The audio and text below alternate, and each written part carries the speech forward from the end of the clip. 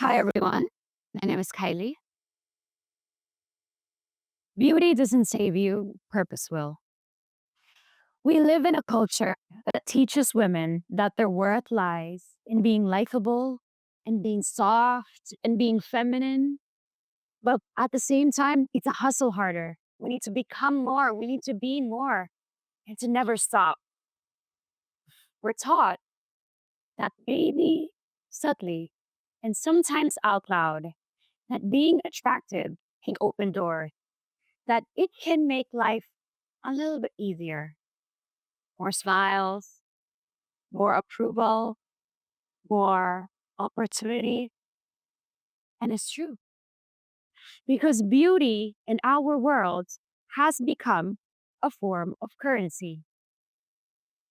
It buys attention, it earns applause, and sometimes it even grants us an easier access into rooms of power and influence. But here's something I've learned: beauty can open the door, but it won't make you stay in the room because the world is full of beautiful people. And what makes someone truly unforgettable isn't how they look, but it's how they live.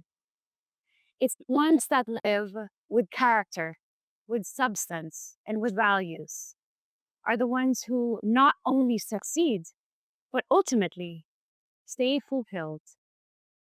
And the older I got, the more I realized that the real work wasn't about being seen, but it was in becoming someone worth seeing.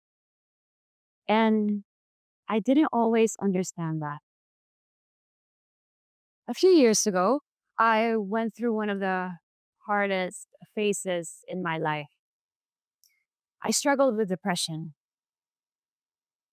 I felt that I was losing myself even when everything on the outside felt okay. It was the kind of pain that I didn't feel like I deserved to be here in the world, or that, life was just better off without me. I couldn't think, I couldn't feel, I couldn't move, I couldn't see past the fog. I didn't want to be here anymore. It was during those moments of silence that I was forced to face myself and ask myself the harder questions. Who am I when no one is watching? What truly gives my life meaning?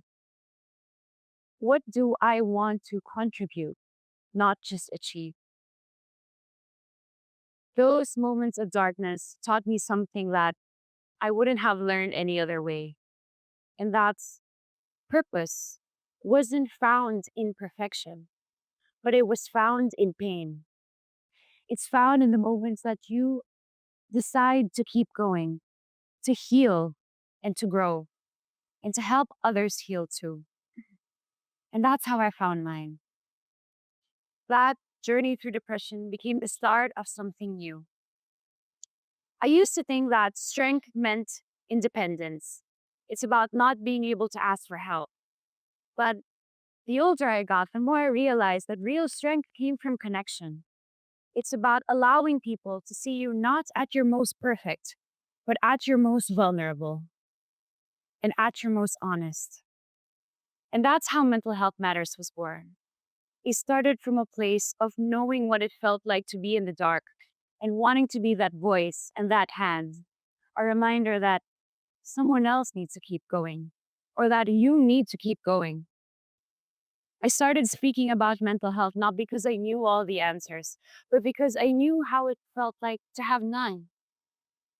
And I wanted to let people know that healing doesn't make you weak, but it makes you human and it makes you real.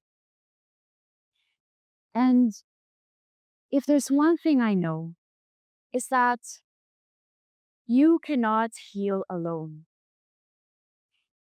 Studies have shown that happiness isn't something you find, just like you don't find yourself, but studies have shown that happiness is something you build.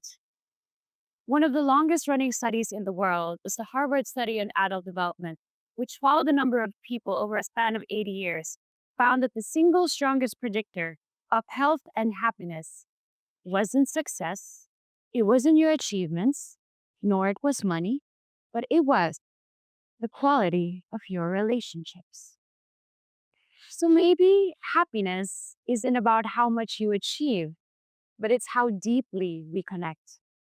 It's not so much about how much we have, but it's how much we give. And when I realized this, that you cannot heal alone. During my darkest moments, it was the people who stayed, my family, my mom, my dad, my friends, my loved ones, the ones who listened, the ones who didn't try to change me, but simply reminded me that I wasn't alone. And they became my lifeline.